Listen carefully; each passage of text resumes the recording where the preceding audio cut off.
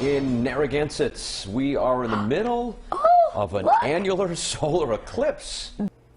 Well, it all has to do with the geometry between the sun, moon, and the earth.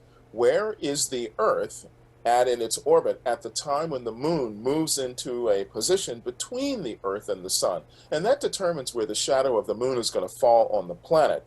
And those paths can fall almost anywhere, except they happen to be predictable in certain cycles that we can follow across time. And we can see these same cycles showing up over and over and over again. So now the difference between 2017 and this one is that that particular eclipse belonged to a different cycle than this one does. In this particular cycle of eclipse, for this one, we see this annular eclipse in which the moon is blocking light from the sun when the moon is a little bit farther away from the Earth than average, and that makes the moon appear smaller. So back in 2017, it was a different situation entirely. The moon was just at the right distance to create a total solar eclipse. So it depends which cycle of eclipse the geometry's in, and we've been able to track and predict solar eclipses thousands of years back into the past and thousands of years forward into the future, identifying the cycles so we know which ones will fall either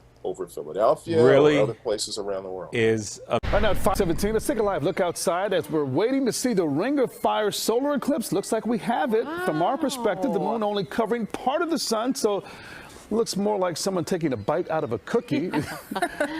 People in the Northeast who got up to watch the sunrise only saw part of it. A rare solar eclipse that astronomers call a ring of fire took a bite out of the sun for more than an hour. Because Michigan should have been the primo spot in the United States to see it.